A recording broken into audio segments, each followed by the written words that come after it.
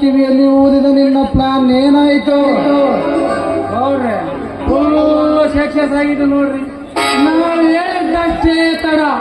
ಮನೆಗೆ ಹೋದ್ಬಿಟ್ಲೆ ಬೆಂಕಿ ಹತ್ತಿ ದಗದಗನೆ ಉರುವಾಕತ್ತೈತಿ.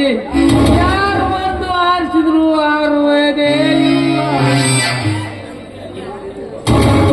ಹತ್ತಿ ಉರಿಯಲೇಬೇಕು ಸೀತಾಪತಿ, ಬೆಂಕಿ ಹತ್ತಿ ಉರಿಯಲೇಬೇಕು. ಅಂದು ಆ ವೀರ ನನಗೆ ಮಾತನಾಡಿದ್ದು ನೋಡಿದರೆ ಇಂದು ಅವನು ಜೀವಂತ ಸುಡಬೇಕು. ಅಂದಾಗ ನನ್ನ ಹೊಟ್ಟೆಯಲ್ಲಿರುವ ಬೆಂಕಿ ಆರುತ್ತದೆ. ನಿಮ್ಮ ತೀರ್ಮಾನವೇ ನನ್ನ ತೀರ್ಮಾನ.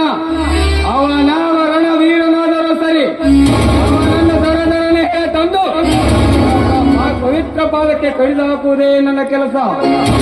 ನೀನೊಂದಿಟ್ಟು ಸೌಮ್ಯ ನಿಂದ್ರಲ್ಲಿ ತಮ್ಮ ಅವನ ಕೈ ಕೊಡುದು ನೀನ್ ಯಾಕೆ ಹೊಲ್ಸು ಮಡಿಕೈತಿ? ತಾನ ಹತ್ತಿ ಉರುವಾಗೈತಿ ಮುಂದ.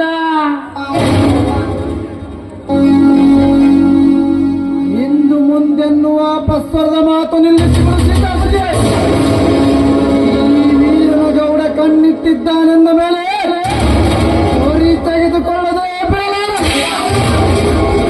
ಒಬ್ಬ ತಿರುಸಾನಾತನದ ಮಗ ವೀರ ನನಗೆ ಎದುರಾಗಿ ನಿಂತಿರುವನೆಂದರೆ ಅವನು ಎತ್ತನದ ಮಾಮರ, ಎತ್ತನದ ಕೋಗಿಲೆ.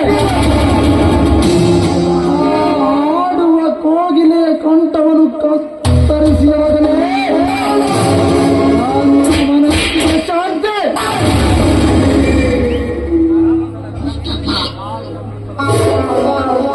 ನಾನೊಂದು ಸಲ ವಿಧಾನಸೌಧದಲ್ಲಿ ಗುಡುಗಿದರೆ ಇಡೀ ಸದನವೇ ಗಡ ಗಡ ಗಡ ಗಡ ನಡುಗುತ್ತದೆ.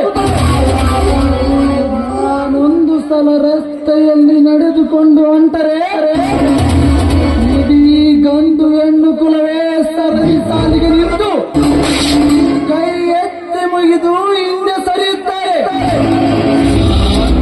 ಸೀತಾ ಆ ಸಸಿಗೆ ಹಾಕಿಸೋ ಒಂದು ಕೋತ. ಅವ ರೆಡಿ ನಿಮ್ಮ ತಂಗಿಗೆ ಹೇಳಕ್ ನೀವು ತಯಾರಾಗಿಲ್ಲ. ಇಷ್ಟೊತ್ತಿಗೆ ಲಗ್ನ ಆಗಿ ಸ್ವರ್ಗಕ್ಕೆ ಹೋಗ್ಬಿಡ್ತಿದ್ರ.